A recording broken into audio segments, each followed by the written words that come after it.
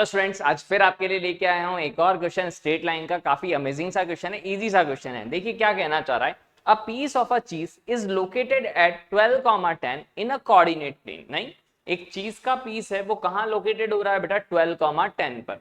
ठीक है, आगे बोला है mouse is at 4, -2 and it is running up the line this at the point a comma b mouse start getting farther from the cheese rather closer to it। क्या मतलब है इसका, आइए समझते हैं। तो सबसे पहले क्या कहना चाह रहा है अपन से, एक कोऑर्डिनेट एक्सिस है बेटा अपने पास।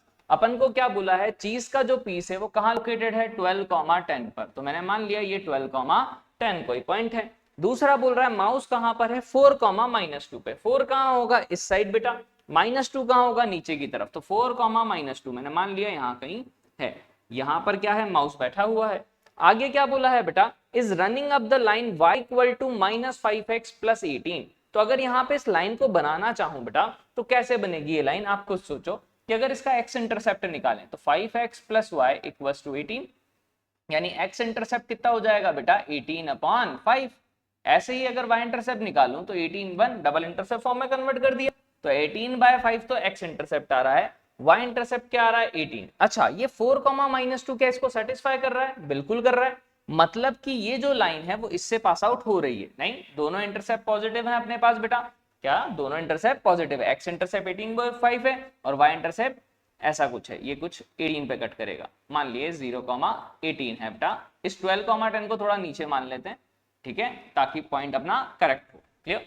जैसे ये माना, अब मुझसे क्या बोला है, माउस यहां से स्टार्ट कर रहा है चलना। नहीं, अब चल कैसे रहा है कि ऐसे चलेगा या ऐसे चलेगा? वो कह रहा है कि ये जब मूव कर रहा है तो एक पॉइंट आता है a, b, जहां पर इसकी डिस्टेंस क्या हो जाती है? शॉर्टेस्ट। देखो, at a point a, b the mouse start getting farther. मतलब कि वो a, b जो पॉइंट है बेटा, उसके बाद जैसे ही आगे बढ़ूंगा वापस से डिस्टेंस क्या होने लग जाएगी? फार्दर। पहले डिस्टेंस कम हो रही थी, क्लोजर चल रहा था बेटा, ये बड़ी डिस्टेंस, ये और बड़ी, ये और बड़ी, तो ऐसे चला तो डिस्टेंस कम होती गई। जैसे ही इस पॉइंट पे पहुंचूंगा, इसके आगे जैसे ही जाऊंगा तो डिस्टेंस वापस से बढ़नी जाएगी। यानी कि ये जो पॉइंट होना चाहिए वो शॉर्टेस्ट डिस्टेंस वाला होना चाहिए। मतलब कि ये जो पॉइंट है बेटा a, b, वो मस्ट भी इसका फुट ऑफ परपेंडिकुलर होना चाहिए। परपेंडिकुलर डिस्टेंस ही शॉर्टेस्ट आएगी। यानी कि मैं क्या निकाल दूं? 12, 10 का इस लाइन में foot of perpendicular. Foot of perpendicular का फॉर्मूला क्या होता है? x minus x1 upon a equals to y minus y1 upon b equal to minus ax1 plus by1 plus c upon में a square plus b square. यही होता है। Point क्या दिया हुआ है बेटा? 12, 10, यानी x माइनस 12 अपॉन a कितना है बेटा? 5 है, y माइनस y1 10 है अपने पास, b कितना है बेटा? 1, y का coefficient equal to minus ax1 यानी 5 इंटू 12 प्लस 10, सॉरी y है तो y की जगह 10 माइनस का 18, इसको इधर लिया है स्टैंडर्ड फॉर्म में, a square plus b square, 5 का स्क्वायर प्लस 1 का स्क्वायर। Got it?